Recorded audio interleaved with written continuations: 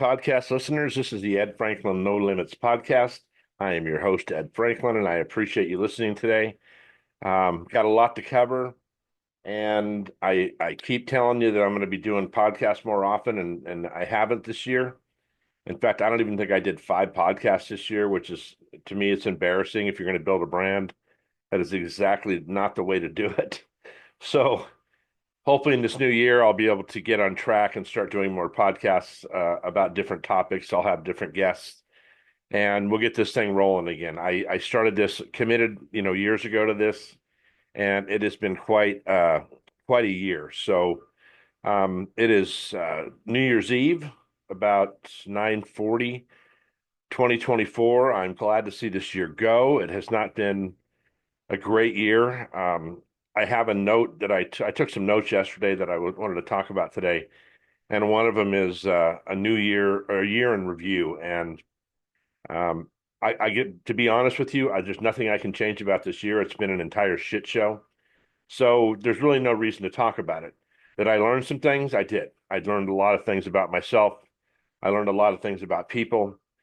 I had some tragedies in my life. I had some circumstances in my life that led to some issues, but this is life, right? So as my kids were watching me go through this, I could tell they were hurting for me and my wife, and um, it's okay. I mean, these are the hiccups in life, and this is a good lesson for them, and a good lesson for all of you that things can change quickly, um, for the negative and the positive, by the way. So, um, you know, things can just turn around quickly and make things different. So, oddly enough, I don't really like taking notes because inevitably something will happen the day of the podcast or the day that I'm speaking in front of people, and it changes my view on a couple things. Not the basic view, but it changes my delivery. So, and sure enough, I took some notes.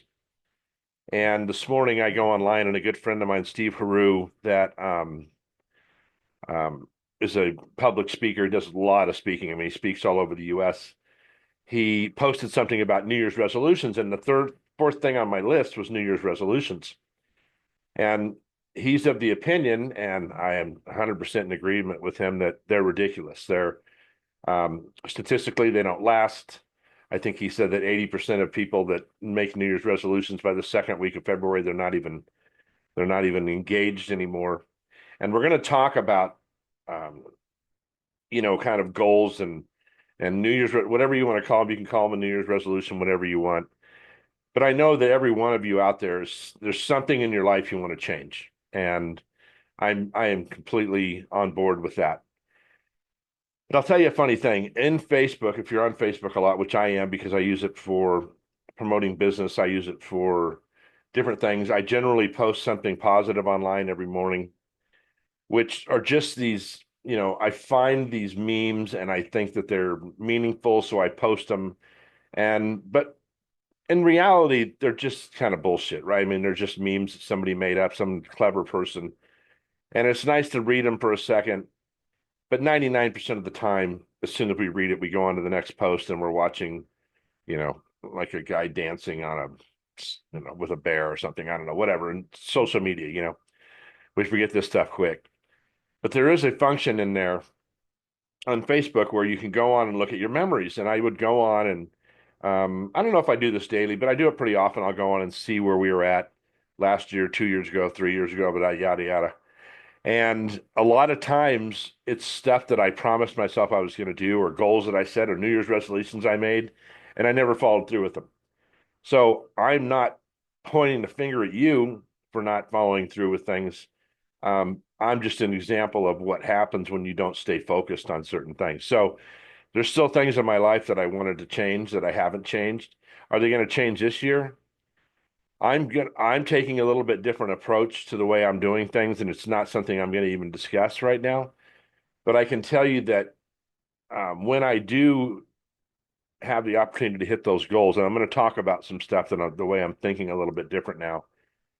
Um, when I do post that stuff or I do promise myself and I don't do it, I'm not mad enough at myself, I think. I don't think I'm disappointed enough. It's like, ah, well, I'll just do it next time. Well, that's why we're in the situation we're in, most of us. I think that we always have to be honest with ourselves and say the reason we're where we're at in our life is because of things we've done or things we haven't done. In a Catholic prayer we say every Sunday, it's the things I did and the things I failed to do.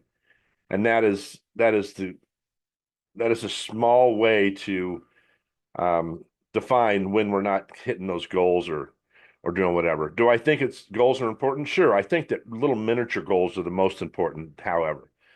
You can have this, in the book Good to Great, they talk about big, audacious, hairy goal, big, hairy, audacious goals. But he also talks about, this is Jim Collins that wrote the book Good to Great. He talks about these little steps, these little things. And I've had, some of my kids, you all know I have 8 kids, or if you don't, I have 8 kids. I have 7 daughters and a son. And one of my daughters in particular had this huge goal. And I won't tell you what it is because I don't want to single her out of all the kids. And two things happened with that goal. She was talking to somebody, another member of the family, and they told her that she needed a backup plan.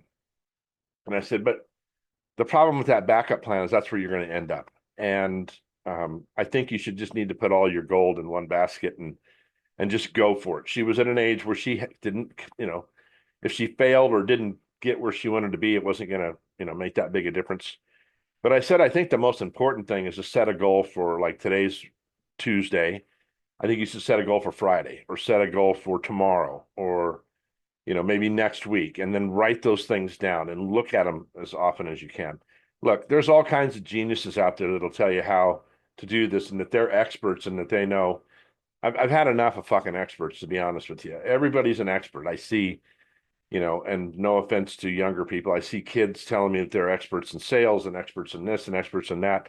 My friend Steve Haru, I don't think he would consider himself an expert, although he has some statistical and proven uh, things you can do to be a better salesperson or to be a better leader, to be things like that. I don't know if he considers himself an expert. Maybe by this time he is. He's been doing it a long time. But man, everybody's an expert at everything these days. I was so anyway, we talk about those New Year's resolutions. Look, whatever you want to call them, whatever thing you want to change, whatever, if I think the first thing you need to do is get comfortable with who you are today, right? Just kind of say whatever, listen, I'm not at the weight I want to be at right now. I'm still going to the gym. I'm still doing all those things. There's definitely some tweaking I need to do with my diet and things like that. And if I decide that I don't want to look like this in 6 months, a year, whatever it is, I need to make those changes. And it's a lifestyle change. And he talks about that in in a LinkedIn post he did. Someone was talking about lifestyle change. And this isn't about Steve Haru. And if Steve listens, listen, I appreciate this man. This is one of these people that always hits me up on holidays and just out of the blue and he doesn't have to. And we're friends, but I mean we don't hang out every week together. But he always remembers me and if he's listening, I hope he is. Um, I can't tell him how much I appreciate that. I really do. Um, so every year, like I said, the same thing. I'm going through some things and I'm looking at my memories and I'm like, I didn't do that, I didn't do this, or I did this 3 years ago, but then I got away from it. And I remember one year I had a resolution, whatever you want to call it, to be really honest with people, good and bad. So if I thought somebody was good at something and I didn't recognize it, I would make it a point of calling them or texting them or seeing them at an event and really genuinely telling them, look, you're doing a great job with this and I appreciate what you're doing. It just sets a good example for whoever's watching you. And by the same token, I also didn't want to go be one of those people that was fake if I didn't care for somebody and it wouldn't be that I didn't love them because I think I love them because I think that's my religion tells us to do that. I think everybody knows something that I don't know and I can learn from everybody. But there are certain people that just rub me the wrong way, and I know I rubbed them the wrong way. Listen, I was at church on Christmas Day, and if you're a Catholic, you know at one point we do the sign of peace. We say a prayer and then we do a sign of peace. And I turned around to this gentleman, older gentleman, probably in his 70s, 80s, and I had a short sleeve shirt on, so tattoos were exposed. I have a lot of tattoos. And he looked me up and down, and I put my hand out to shake his hand, and he just turned away from me. Like it was, it was, it was really odd because I disgusted him so much apparently that he didn't want to shake my hand. And I wasn't, my feelings weren't hurt or anything. I get it. He's an older guy, probably hasn't been around people with tattoos. We're not bad people. We just have tattoos. And I thought, wow, here I am in a church where we're talking about love and getting along with people and all these things, and this gentleman couldn't shake my hand. But that's on him. It's not on me. So I think I think that was that year that I did that. I was very honest with people, and I didn't do it to hurt anybody or anything like that. I just wanted to make sure that I was being Ed. And if you know me, um, you understand who I am. So some other notes I made. Uh, I really this year I think I want to get back. Let me stop for a second. Let me back up. There's a thing called the imposter syndrome. And what the imposter syndrome is basically is things that you've done in the past that at the time you felt you were really good at. And now if you're looking for a job or you're going out and selling yourself to a customer or a potential employer, and you're starting to doubt the things that you did in the past that you were good at, you're starting to feel like, well, I don't know how I pulled that off, but it really wasn't me, or it was you, or it was me. But we feel like we might not have been as good as we thought we were. And I think that's kind of that self-love thing. I think that's, in fact, I know it is when you start to get down on yourself. And I had some bouts of depression this year where I was I thought I was kind of in a dangerous place depressed wise. I mean, I didn't know how I was going to get out of this mess. I didn't know how we were going to get back on our feet financially. I didn't know how I was going to get my confidence back. And as I was looking back into my past life and when I was in leadership positions, and I was one of these guys that just walked into the room and my chest was out, and people immediately their heads turned towards me, and then I was able to solve problems and discuss things on a really professional level, and come up with resolutions either as a group or by myself. I just couldn't see myself being like that ever again, and I mean it was bad. I probably should have gone and saw somebody about this. Um, my wife was watching it, and it was painful for her. It's painful for me. And but through prayer and talking to people and finding those good people in my life and hanging out with them and reading some books and things like that, I'm pulling myself 100% out of that and really betting on myself to get back in that game this year. So, and if it doesn't work, if being me isn't good enough for people, then shame on them, I guess. It's kind of the guy at church, right? He doesn't know who I am. He doesn't know what my commitment is religiously. He doesn't know what my commitment is to my family or my grandkids, or how if I'd been charitable, if I'd been a good guy, a bad guy, whatever. He didn't know I used to run the Knights of Columbus, probably. He didn't know a lot of things about me, but he just looked at me and saw that something he didn't like, and I'm betting it was tattoos.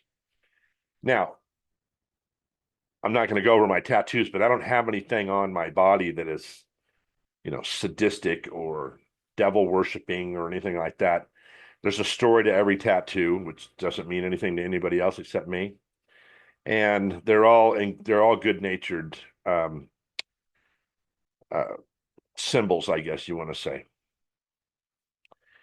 But conversely to all that stuff, I did a podcast probably a month ago that I did not publish, and I listened to it again after I was done with it, and it was very much I was really I was really pissed off. I mean, you could tell I was pointing fingers at people.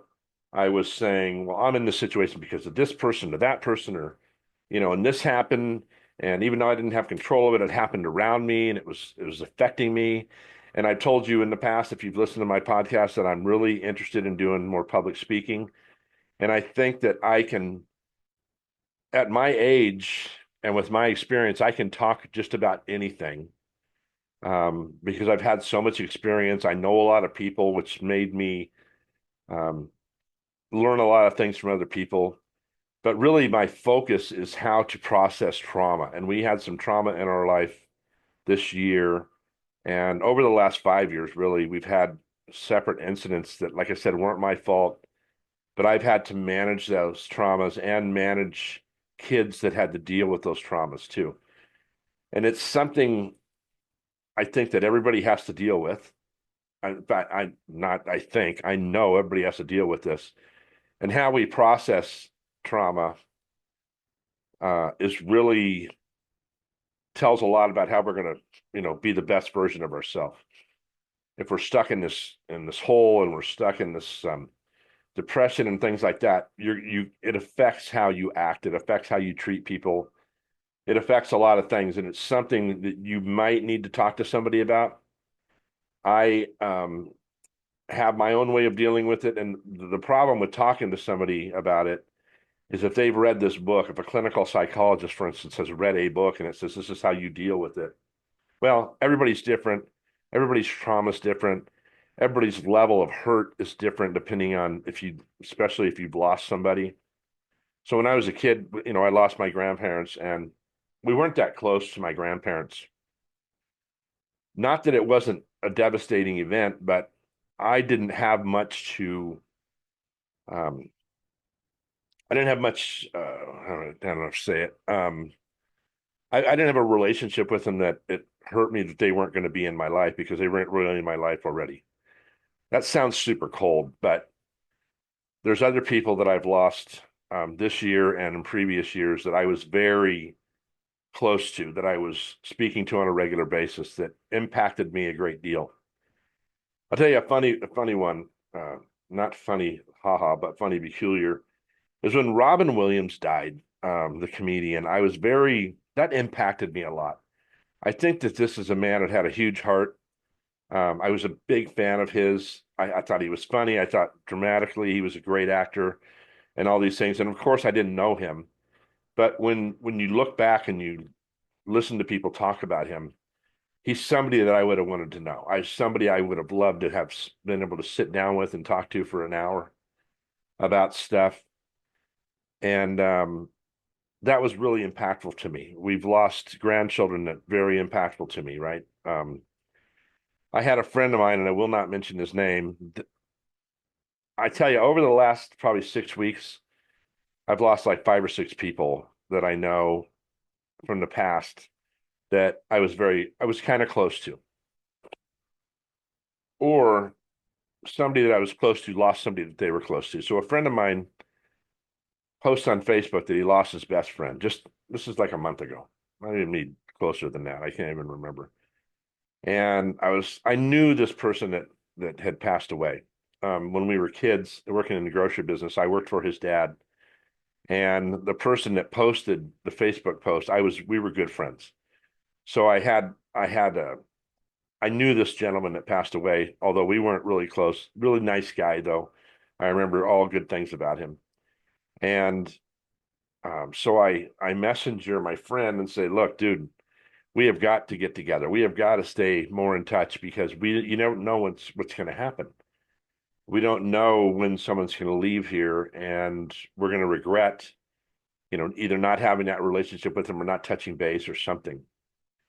And this kind of goes back to why it's so important what Steve Haru does all the time and hits me up on holidays and things like that. Because he understands, and I think he probably does that with a lot of people. I would be silly to think he only does it with me, but I think that he is really good about that. So I get with my buddy and he says, yeah, we got to get together maybe next week, maybe the week after Christmas in between New Year's. And I'm like, dude, we got to catch up on some stuff. Our wives have never met. Let's just get together. The next day he posts, no, he contacts me and says, look, we're going to have to put it off getting together because my brother just passed away. The next day, I think it was. And so this poor guy, my buddy, lost two of the closest people to him in his life in the same week. And when things like that happen and I had this bad year and I'm pointing fingers at people, and this poor guy, no matter how much money he I don't know how great his life is, this is this is devastating for him. Um, the same with 2 days in a row. I mean, first, and these guys are all our age, like my age. So you don't know what's going to happen. I think I've become a lot closer to God and, how I believe in things. What you believe is your business. I prayed more than I've ever prayed in my life this year, and I feel like it's helping a lot. So, um, I think that we really need to, maybe the first goal you need to make for this year is to contact those people you love or the people that you like a lot or the people you haven't talked to. I know my sister passed away a couple of years ago, and I hadn't talked to her in like 4 years, and we were very close when I was younger. So, and I don't mean to turn this into this, you know, poor ad thing. That's not what I'm doing at all. What I'm doing is to recognize what's going on around you. Your job, money, all these things are should be put on the back burner while you're getting your friends and your family and you're touching base with those people and being nice to people. That smile in the grocery store, that maybe I'm a very angry driver when I'm driving in this area where I live in, and maybe I need to rethink my attitude when I'm going out there and dealing with people.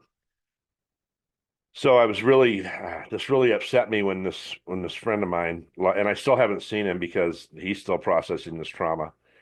And he's got a business he's run, and he has kids and grandkids and all these things he has to still manage at a high level, so he doesn't bring them down, right?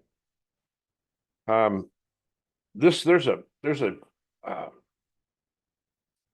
an author named Matthew Kelly who is the self-proclaimed, I think, dynamic Catholic, and what he has a professionally, he has a business coach company that coaches Fortune 100 companies, and he goes in and doesn't necessarily motivate them, but helps them get organized, change the culture, things like that.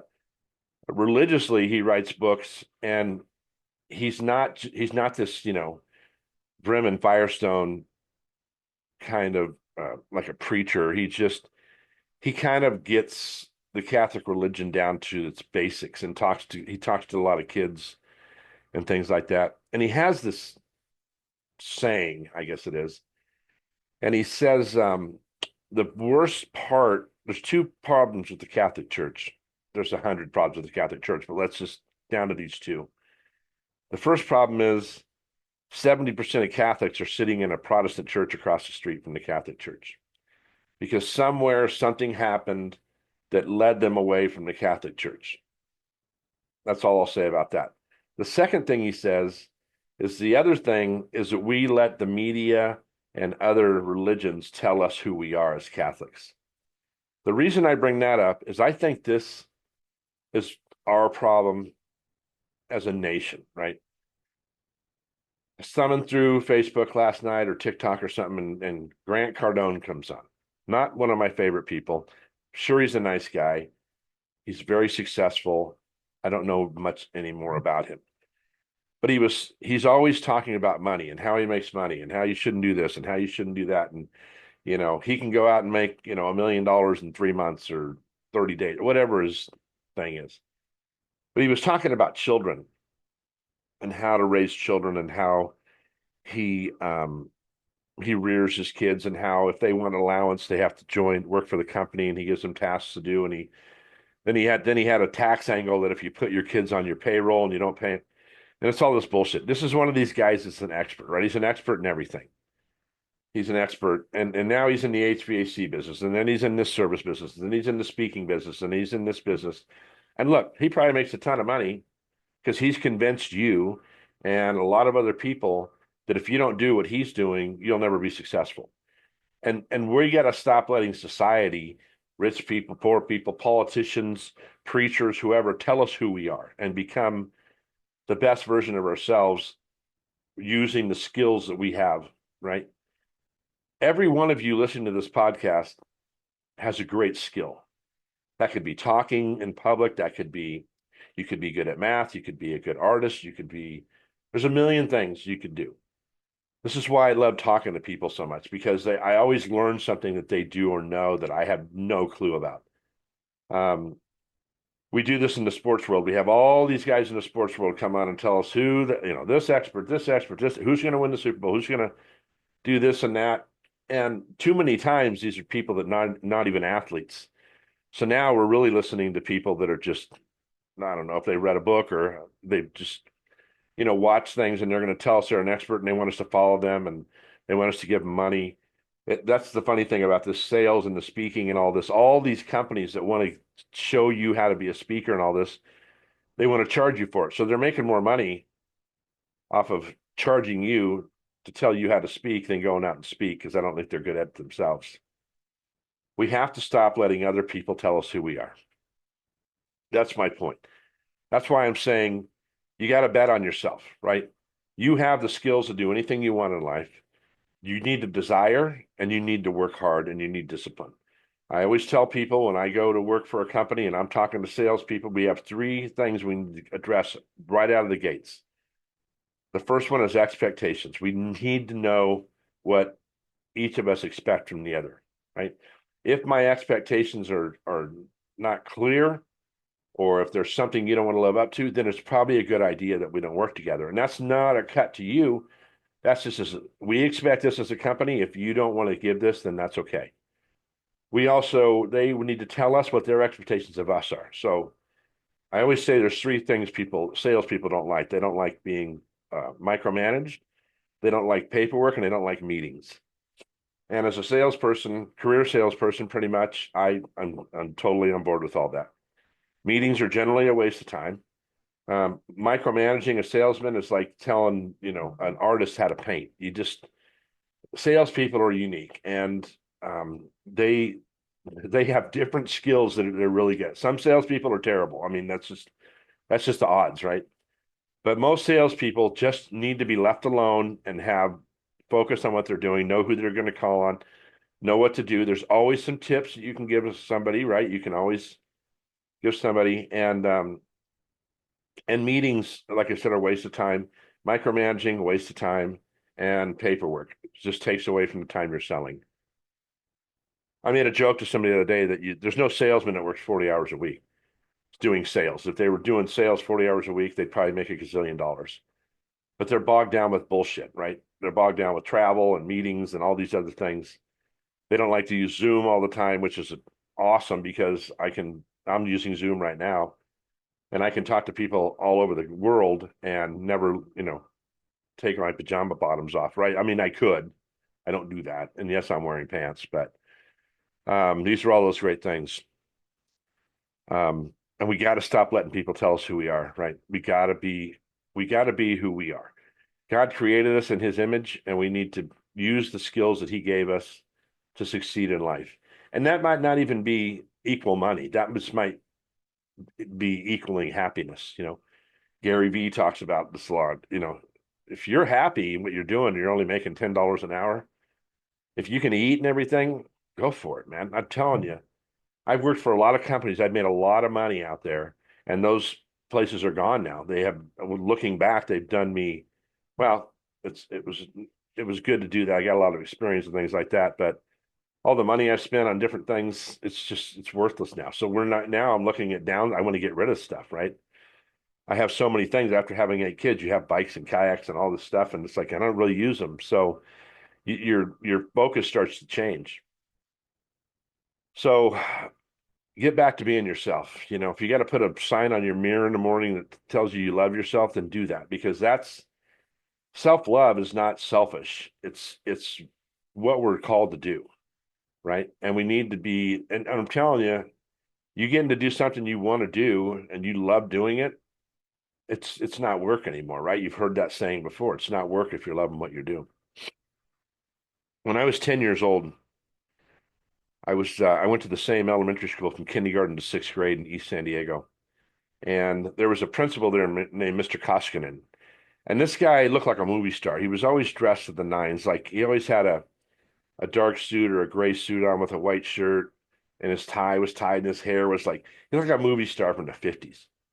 And he would walk around the playground and, stick his head in the classrooms. And I just remember him as just like the kindest man I think I've ever met. Just easygoing, and he would communicate with you. And I don't know, it's just, he was awesome. I have great fond memories of him. And I ended up going through, now in my little school, I was the athlete of the year in fifth grade and sixth grade. Now, it means nothing. I was 10 and 11 years old. But he came up to me one day. I was on the playground, and I remember it like it was yesterday. And he put his arm around me, like on my shoulder, and he bent down and he said, Ed, you're a leader. The other kids watch what you do. And it's very important for you to watch what you do, because they'll emulate you, right? If you're doing something wrong, they're going to do something wrong. If you're playing sports and you have good sportsmanship and you have talent and things like that, people will watch what you're doing and they'll try to emulate you. And that's who you are.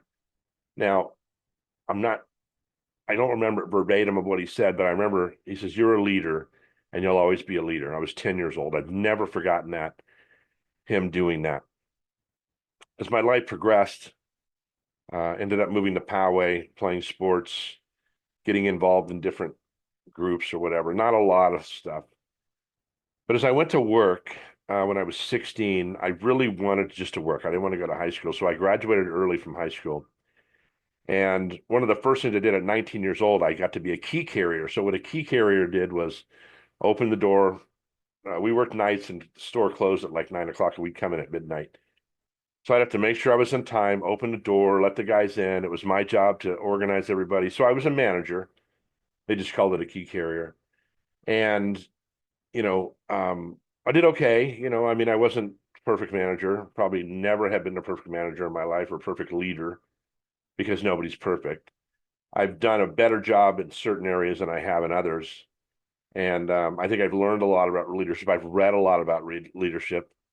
And it's funny when I hear people say servant leadership, which is, it's redundant because leadership is serving those you're leading. Then I moved on to Pepsi. After a couple years at Pepsi, I took over a management position there, so I was leading there. The first thing I did when I took over that management position is I became a real hard ass with the guys. I was the youngest guy in that department, and I became a hard ass about how they clocked in and stuff like this. And one day, somebody came into work and said, "Hey, all your trucks are sitting down at the donut shop on convoys." So I got in the truck and went down there, and fucking here's 10 guys sitting there that I was managing eating donuts. I'm like, what are you guys doing? We have calls you got to go make. Oh, no, you know what? We're taking our break, our union break. They were Teamsters. And they taught me a real valuable lesson, was not to be a jerk when you're a manager. So I called the whole group together like a week later. I was upset and I don't want to lose my job. And we talked about it and everything. And I apologized to them and said, this is what I was trying to do. And they said, look, we understand. And they gave me another chance. And it was awesome. And I did that for 3 years. And I still communicate with some of those guys I worked for, and they always would tell me they wished I was back, because once I did get my stroke with those guys, I was just trying to help them do their job, and that's really what they needed me to do. If they needed something, I had to go to the powers that be and get that done for them, make their job easier, make them more productive. Um, I told you I'm a father of 8, a lot of leadership stuff going on there. Not always the best father either, by the way. Sometimes I made rash decisions. Sometimes I lost my temper. Um, Sometimes I didn't. However, the good news is most of my kids still talk to me. So That's a positive thing. I say most because not all of them talk to me on a regular basis. Um, and then I had run, organizations like I started a dad's club at school, at elementary school when the kids were there. Ran the Knights of Columbus. I ran the Chamber of Commerce. My point to all that is not, I'm not bragging about the things I did, but I remember this. What my point is this man coming to me that was a authority figure in my life and saying to me that I was a leader. Those positive words led to, I think, all the times I've had successful leadership um, times, right? So it kind of goes back. I'm still getting this head cold, so I apologize. It kind of goes back to the staying in touch with people you love or like a lot. Um, these words we choose to tell people are very important. Those positive things. I've really never had, maybe two times in my life, I've had somebody say I couldn't do something and ended up doing it and doing it well. I think that sometimes when I tell people what I want to do in the future, I get a virtual eye roll. They don't tell me I can't do it, but I can feel the communication changing and they're telling me I can't do it or I won't be successful at it. And that's okay. I don't mind being told I can't do something. I wish people would be more honest and question it, and then I can answer the questions. I think sometimes we need to say, well, let's just have a scenario, right? So I've had to do this with my grandson. We have this scenario, and I'm going to play that devil's advocate and stuff, tell you some things and you tell me back. Don't get mad. It's just kind of this thing. I don't think that's a horrible thing to do. Um, but I really want to, pound this into your head that I've lost so many people this year in the last 5 years, and I think most of them I had been in touch with on a regular basis, and some of them I haven't. I lost another friend this week that I worked with at Pepsi, and if anybody from Pepsi's listening to this, they know who I'm talking about. He was a good guy, probably the best salesman I've ever met. Gave me some great advice. I learned a lot from him, and he passed away this week. It's just been like over and over and over. Now, I don't have any control over that, and you don't have any control over that either, obviously. Um, you have some control over how long you'll be around, but I also think that our time is limited on this earth and we never know the day or hour. In the Knights of Columbus, there's a saying, a Latin phrase that we harp on kind of, tempus fugit momente mori, which means time flies, remember death, because we don't know when the day or hour is going to come when we're gone. So it's important for us to spend time with our kids, our spouse, our siblings, our parents, if they're around, anybody we can spend time with and brighten up their day or they can brighten up yours, I think is super important. I don't know what happens after this life. Um, and I don't even have a pretty good guess. I don't know. Um, I hope it's what I think, but I don't know. Um, so let's make the most of the time we have now. So back to the original thing. I want to wish you all a happy new year. No matter what happens in the coming months, you have control over a lot of it. No matter what happened every day before today, it's done. There's nothing you can do about it. I hope you learned something. I hope you can reflect on it and use that, um, if it was negative, to drive your positive. Right? There's an old thing Marines say, to embrace the suck, or maybe SEALs say it. Another friend of mine who does a lot of speaking posted something on Facebook the other day and said he turned his tragedies into positive events. I think it's important if you can do that. I think you need to read more. I don't know how much you read. I read 5 books before the end of June this year, maybe six, and I haven't read one since. And part of that was because I was depressed, because I was maybe focusing on the wrong things, doing the wrong things. I don't know. I don't know. I think it's important that we read a lot. It makes us, I think being smarter and having more knowledge helps with a lot of things. If it's a book that you need to read on trauma or on, uh, I don't care what it is, sales or leadership or whatever you want, to read about, I think it's a nice time to meditate and to fill your mind with some good things. I've said this on my podcast before. I can tell you where you're going to be in 2 years if you tell me who you're hanging out with and what you're reading. Um, I think putting positive thoughts into your brain is important, and um, that's my opinion. You do whatever you want. If you are making New Year's resolutions or whatever you call them, good luck on those. I would, the only advice I would write is to write them down, or tell you is to write them down. Focus on those and baby steps, right? Small steps. You're not going to lose 35 pounds in 2 weeks. It's just not going to happen. You're not going to start going to the gym. A girl in the gym told me the other day she didn't want big legs. So she was not doing her legs. I said, well, if you understood, if you bought a book or watched videos or something, you'd understand it takes forever to get legs like you don't want. And it takes a lot of other things that you're not doing to get that way. If you go to the gym and lifting weights is your preferred thing, you're not going to get huge. You're not going to have man muscles if you're a woman, and you're not going to, gain 4 inches on your arms in 6 months. It's just not going to happen. So be realistic. Um, if if the gym is not your thing, walk a little bit. Just get some, just keep moving. I know the other day we were just kind of sitting around. It was after the holidays. We were all whipped. And I think I sat down for like 2 hours, which is very unusual. I think I watched a movie. And I got up. I was so stiff. I just am not one of these people that can sit around and do nothing. So um, get out there and do some movement. Man, I hope that your year, I just had, our year was a shit show. Um, and I'll take the blame for the shit show. I mean, like I said, a couple of things that happened that I had zero control over, but I had control over more than I think. And I think you have control over more than you think. And I think if you thought about it and you wrote that down, get a yellow pad of paper and start writing down what happened. And if you were in control of it, I think you'd find that you're probably not hard enough on yourself. So I think we have to be honest with ourselves and say what we were, what we brought on ourselves. So listen, 2025, kind of a cool number for a year.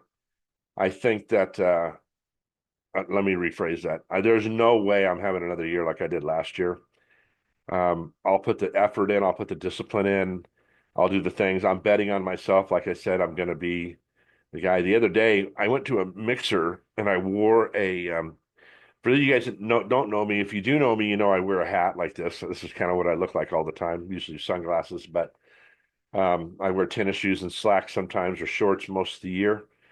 And it's just me. It's just kind of become my moniker, especially the hat. It's just, if you see Ed walking in, and I actually go to mixer sometimes dressed like that or whatever, I'll wear like a pair of slacks with tennis shoes. And that's kind of the style these days if you watch these guys on TV and that. And the other day I wore a sports coat and a dress shirt and slacks. And the reaction I got from the people I know was kind of funny because they never see me dressed like that. So years ago, I used to wear a suit and tie to work every day. And I just kind of got over it. It's like I'm too old for this shit, and I don't want to get up and put a tie every morning and all that. I would if the job or the position required it, but I would rather just be me and bet on me, be completely honest with myself, and you know, and bank on me. That's what I'm going to do, and I want you to bank on you because I think that you have. I don't even need to know you, and I know you have what it takes to succeed. Stop letting other people tell you who you are. Stop telling other people telling you what you want or what you need or how you need to get it and things like that. Go talk to people that have done it. That's always a good way to start. If you want to be a public speaker, go talk to a public speaker. If you want to be, a personal trainer, go talk to some personal trainers and tell them what it's all about. You might find that you don't want to do it because there's too much work. I don't know. But if you don't ask, you're not going to find out. So stop wishing and start doing. Nothing comes easy. It's going to be hard work. It's going to take a lot of hours. Um, so I just gave you a whole laundry list of things to do today. Get some reading done. Call those people that you love and tell them you love them. Start figuring out who you are and stop letting people tell you who you are. And have the happiest new year you can possibly have. And I'll be back in a couple of weeks with a new topic maybe a guest. I'm going to try to get out two to four podcasts a week now. I'm going to be doing some for work that should be exciting that you should listen to too. Please share this. Please subscribe to my YouTube channel. If you see me on Facebook, say hello. Share, share, share. That's how I'm going to build this brand. I appreciate you and everybody I meet, whether I like them or not, because they all have something to teach me. So I hope that you and your family have the most dynamic year you could possibly have. If you want to reach out to me, it's edfranklin.nolimits@gmail.com. That's edfranklin.nolimits@gmail.com, or through LinkedIn, Facebook, Instagram, wherever you can find me. Reach out.